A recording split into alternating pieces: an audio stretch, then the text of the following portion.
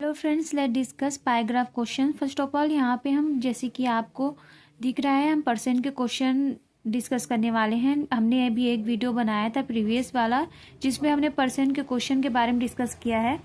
तो यहाँ पे जैसे कि हम पैराग्राफ में नेक्स्ट वाले जो ये वीडियो है उसमें भी हम परसेंट के क्वेश्चन डिस्कस करने वाले हैं। तो ये आगे का जो क्लास था उसको हम कंटिन्यू कर रहे हैं। तो यहाँ पे जैसे कि एक परिवार का मासिक खर्च पैराग्राफ में दर्शाया गया है, ठीक है। तो यहाँ पे जो आपका मंथली खर्च रहता है उसको हम इस पैराग्राफ में दर्शाया गया है, जिसमें से आपका ए क्या हो गया, शिक्षा का खर्च, ठीक है।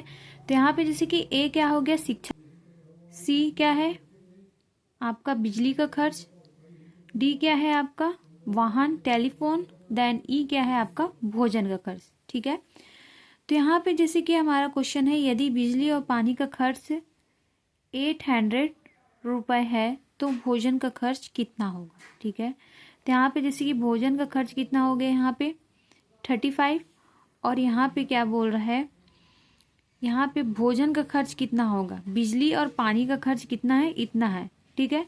तो यहाँ पे जैसे कि आपको देगी अमाउंट दे दिया है तो यहाँ पे लिख लेते हैं, ठीक है। तो यहाँ पे जैसे कि आपको दिख रहा है ये, तो यहाँ पे जैसे कि बिजली का खर्च, तो यहाँ पे कितना आ जाएगा, 5 आ जाएगा नीचे में, ठीक है।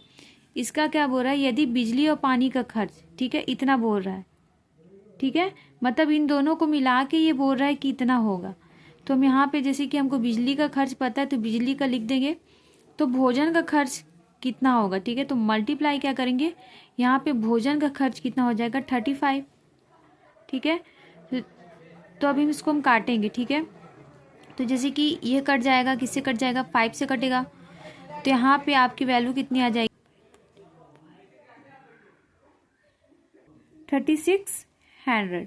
ये आपका राइट आंसर है फ्रेंड्स। तो यहाँ पे भोजन का खर्च कितना हो जाएगा 3600। यदि शिक्षा का खर्च, ठीक है, यहाँ पे लिखा हुआ है 20,000 रुपये है तो मकान का खर्च कितना होगा। तो यहाँ पे हमको मकान का खर्च निकालना है। तो यहाँ पे जैसे कि आपका मकान का खर्च कितना यहाँ पे दिया हुआ है, रेंट आपका, ठीक है, यहाँ पे रेंट आपका दिया हुआ है 10%, ठीक है। तो यहाँ पे आपका शिक्षा का खर्च दिया है 40%। तो यहाँ पे जैसे कि 20,000 मल्टीप्लाई क्या हो जाएगा, यहाँ पे नीचे में आ जाएगा 40, क्योंकि शिक्षा का खर्च बोल रहा है ना, तो ये इसके नीचे आएगा, ठीक है। मल्टीप्लाई किसका बोल रहा है, किसका खर्च निकालना, मकान का खर्च कितना होगा, मकान का खर्च 10, ठीक है। ये 0 0 से कट गया, ठीक है। इसको हम 2 से काटेंगे तो कितना आ जाएगा, जैसे कि यहाँ पे आ जाएगा, ठीक है, यहाँ पे 2 आ जाएगा। अगेन इसको 2 से काटेंगे तो इसकी वैल्यू कितनी आ जाएगी, इतनी आ जाएगी। तो यहाँ पे आपकी वैल्यू आ जाएगी 5000, आपका राइट आंसर फ्रेंड्स, ठीक है। सबसे अधिक और सबसे खर्च, ठीक है, तो ये आप अंडरलाइन कर लेंगे तो आपको अच्छे से समझ में आएगी कि क्वेश्चन में बात क्या हो रहा है।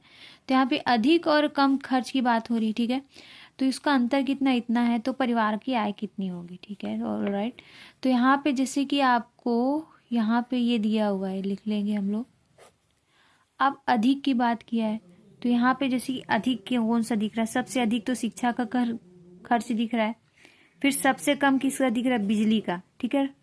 तो हम क्या कर देंगे, इन दोनों का क्या बोल रहा है, अंतर बोल रहा है, ठीक है। तो हम अंतर बोल रहा है तो क्या करेंगे, माइनस करेंगे। तो यहाँ पे 40 - 5 कर देंगे, ठीक है। यहाँ तक समझ में आया। मल्टीप्लाई क्या करेंगे, 100 कर देंगे, क्योंकि ये गाइस यहाँ पे परसेंट में है, ठीक है। तो यहाँ पे परसेंट में है तो हम इसको मल्टीप्लाई कर देंगे तो आपकी वैल्यू नेक्स्ट स्टेप होगा ये, ठीक है। यहाँ पे जैसे कि इसको माइनस करेंगे 35 आ जाएगा, मल्टीप्लाई किया जाएगा 100, ठीक है।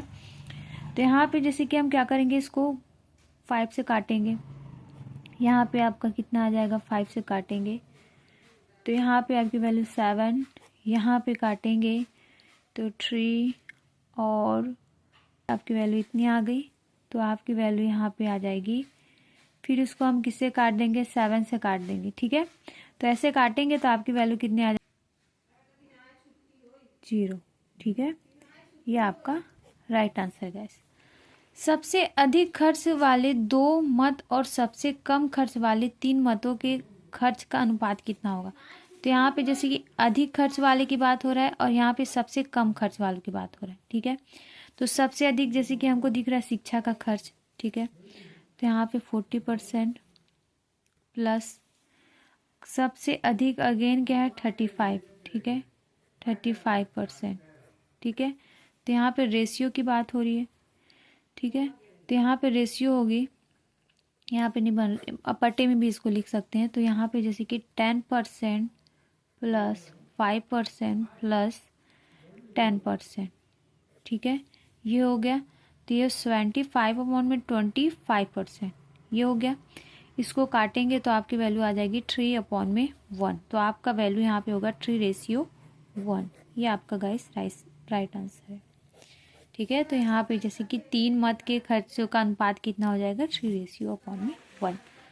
भोजन के खर्च के केंद्रीय कोण का मान ज्ञात कीजिए। तो यहाँ पे केंद्रीय कोण का मान ज्ञात करना है। तो यहाँ पे जैसे कि आपको दिख रहा है भोजन का खर्च, ठीक है। तो यहाँ पे जैसे कि भोजन का खर्च कितना है 35, ठीक है।